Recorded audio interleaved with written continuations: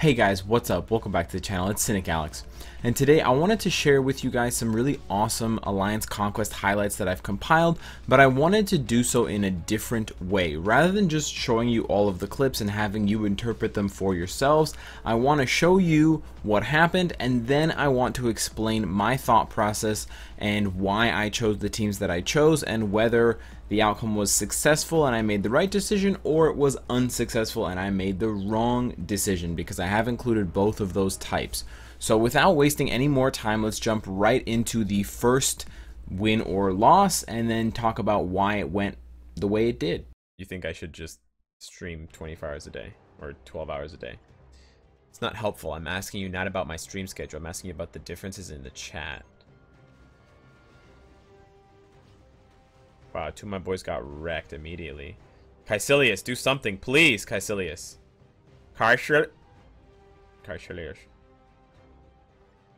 Caecilius got salami dunked. And it's the same thing's gonna happen here. Oh, nice. We got him, boys.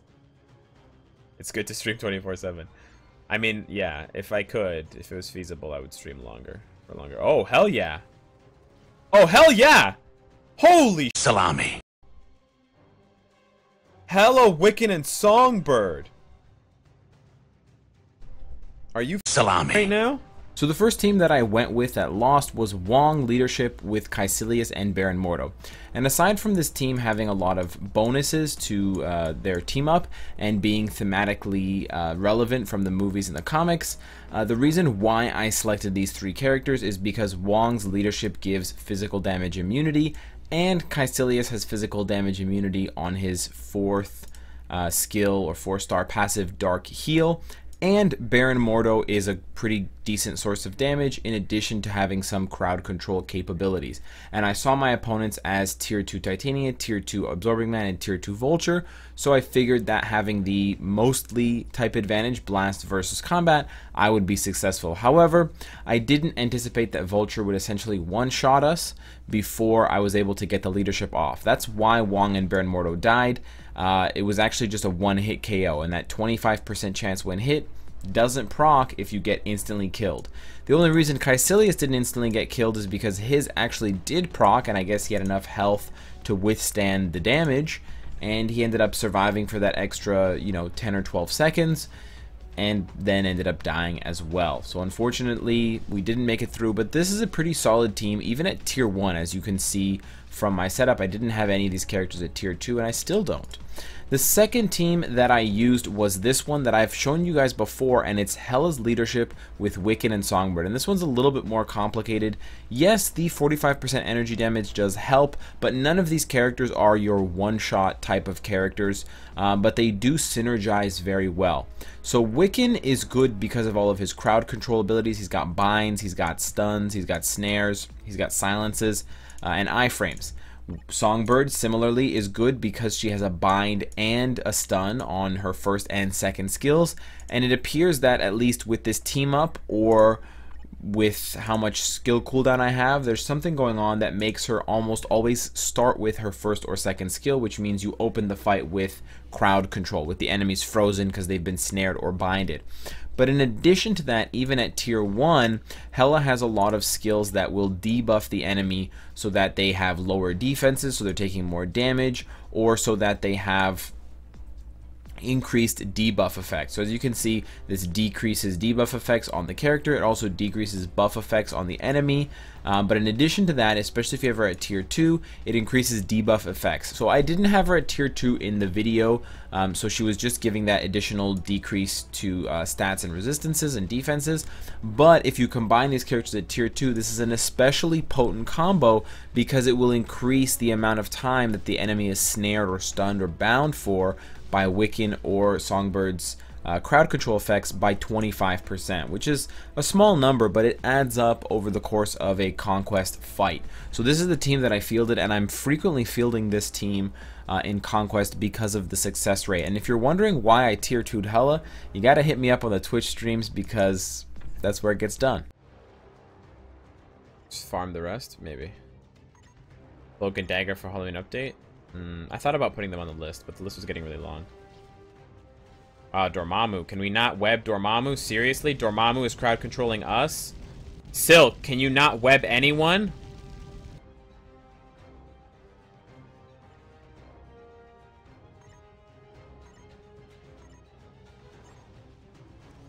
Wow, Dormammu opening with his 5th skill. What a salami scumbag, dude.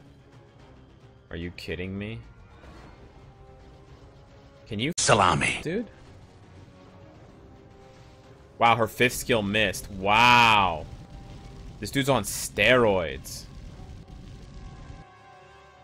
Wow, opening with the 5th skill every single time. That's cool. In this clip, I wanted to try and counter the fire damage that was going on between Dormammu, Hellstorm, and Satana.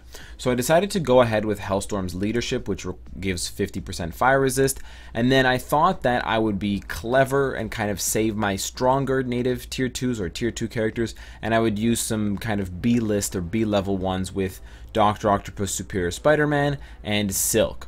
And I use these two characters because they both have webbing. Silk, obviously a heavy crowd control character. Dr. Octopus, not so much, but still respectable in his own right, can get off some webbing on a couple of his skills, and I figured we'd web them up, we'd kill Satana and Hellstorm, and then we'd pick away at Dormammu, and we might die, but at least we'll get those first two down. Unfortunately, my plan failed pretty horribly, and I think it failed primarily because I didn't pick strong enough supports for Hellstorm. Looking back on it, Superior Spider-Man was honestly not a good decision. I should have gone with someone else. I think if I had picked a tankier character, one who could maybe draw a bit more of the attention or a bit more of the aggro away from Hellstorm and Silk, I would have stood a better chance, but maybe this team is just too weak to take on, you know, the Dark Dimension leader and his disciples. Thank you for the No Donger song. Yeah. You heard of the one above all, but have you heard of the one above pastries?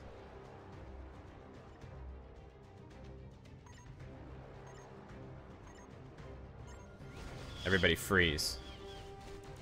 Kill Wolverine. What are you guys doing? Oh my gosh. That was almost a salami job.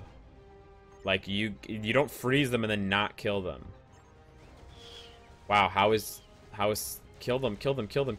You have 4 seconds. No, now Strange is dead. No! What have you done? You fools!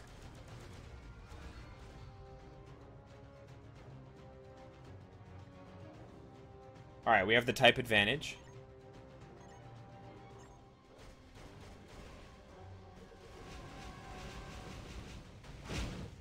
She's literally not taking... There we go. Laser Tits finished the job. Praise be to Kraven. Cynicalex number 2. This third team was actually not successful because of what I did, but actually because of mistakes my opponent made. Despite the fact that my opponent had 6 tier 2 X-Men and a native tier 2 X-Men in Wolverine with his uniform, he made a crucial mistake of pairing these characters together and not providing any debuff protection against the likes of Doctor Strange. Of course, there are other characters that can take advantage of this flaw, like Jean Grey, like Enchantress, but Doctor Strange does it the best and the most consistently, and essentially I saw this weakness as soon as I get geared up to take the team, and I knew that Doctor Strange could almost one-shot this team, if not one-shot this team, if he got enough damage off in time. So I put Yondu in there for the type advantage against Storm, Magneto, and Cyclops, and I was hoping that he would kind of cover up because otherwise I'm fielding 2 blast characters.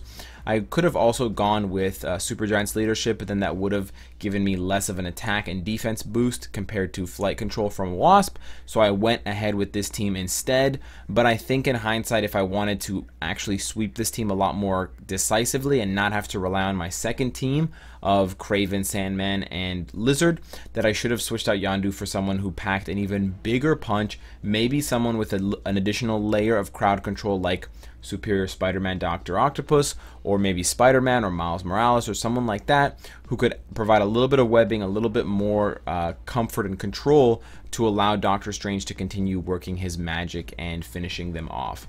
But just take away from this showing that you should never stack that many strong characters in Conquest without some kind of debuff protection in there.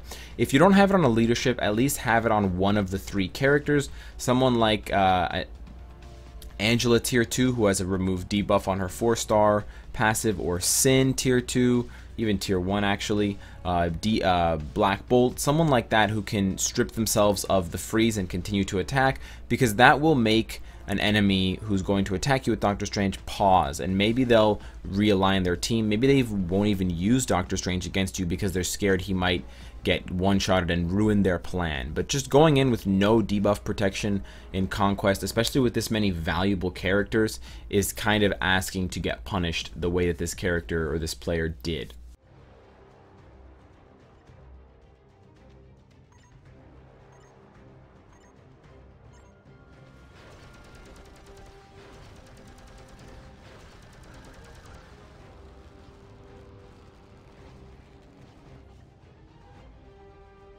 Yeah, it's a 4-star Scarlet Witch.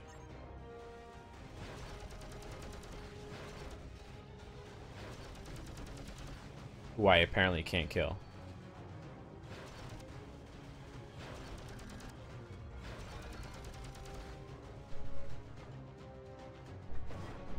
Lord knows what the hell was going on. This is a team that I like to use in situations where I see a lot of energy damage and a lot of potential for Destroyer's Reflect to work. It primarily relies on Destroyer as the means of getting rid of the enemies because he's just going to keep reflecting damage, but I do use Ronin's leadership to give him an increased boost of 36%. It is better than just his own leadership, which only provides 30% and is only energy defense. This one is all defense, so it is more helpful overall because any physical damage incoming will be reduced. In addition, Baby Groot is here to just provide some additional healing, of course with his tier 2 passive with his 3rd skill and his 5th skill. You might be asking why I don't equip his universal uniform to benefit from Ronin's tier 2 or Ronin's leadership. The reason for that is he does more damage and he's more reliable with iframes and things like that with the Baby Groot uniform, and I think his heal is a lot more potent with the Baby Groot uniform because he drops 5 little circles, or he drops those bigger ones that the characters can actually run over and collect for a big heal, rather than just that one spore in the middle that almost never lands in front of your characters and actually heals them. So this is the setup. I did get a little bit lucky, but I also wanted to highlight it for you guys to show you how powerful Scarlet Witch has the potential to be, how good she can be. Even at 4 stars, level 50, she almost defeated me when Proxima, Black Dwarf, and 2 Hotheads featuring Satana could not.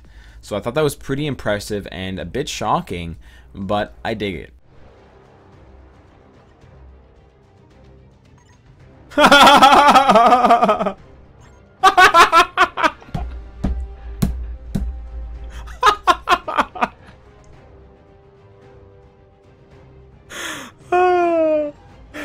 That was a success.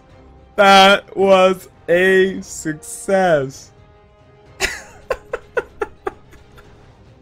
Now, the second to last clip may confuse you, but it's actually a pretty interesting display of some of the quirks in the mechanics that Marvel Future Fight has for Conquest and for revives. I've shown you here 3 characters that revive because it is important to note that when you kill someone in Conquest but then you lose afterwards, there are times when the character that you killed will remain dead. And it happens a lot more often. I'm not yet sure about the exact mechanics or the exact opportunities when it does and doesn't happen, but it appears to happen more often that the character stays dead if they're on the first team. So if you kill Jean Grey once and you kill the other 2 characters and then you die from some kind of residual damage or dot damage while Jean Grey is responding and you lose that match in Conquest, when you go back to the page, there's a pretty good chance, not all the time, but there's a pretty good chance that she will stay dead and she won't revive and be there. On the other side of things, to kind of benefit the defender, if you lose to a team after the character has revived and then your second team comes in, that character will have another revive. Their revive doesn't go on cooldown again, so you'll essentially have to kill them 4 times, or at least 3 times, in order to actually win, which is highly frustrating. But it seems to happen less often when the character is in the second team. This is actually the only time that I've ever seen it happen, where I've killed Jean Grey and then lost because of her spinning tornadoes. And then when I field my next team and she's the only person left, she's actually already dead. And that's exactly what happened. I zoned in, she was dead, so I automatically won in 0 seconds. But because it happens much less frequently and with much less consistency on the second team, you may consider putting your revive characters like Corvus, like Dormammu, like Jean Grey on the second team and not on that first team for Conquest to take advantage of that revive potential. Lastly, I want to leave you guys with a fun clip of 2 characters that I often berate for being terrible in this game, but in Conquest, for once, they shone a light on me and saved the day for my overall win and for my alliance. So I wanted to kind of shout out these 2 neglected heroes, and I wanted to thank you guys for sticking around to the end of the video. So thank you guys for watching. Subscribe if you're having a good time, and of course, if you like what you see, I hope to see you again tomorrow. Take care.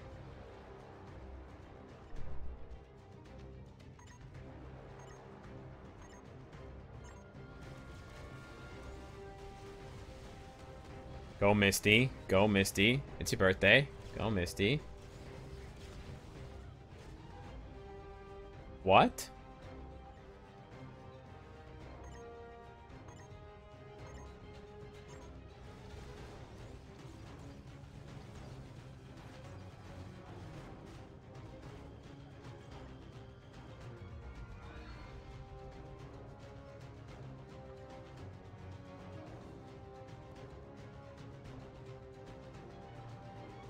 Gamora and Hawkeye saved me.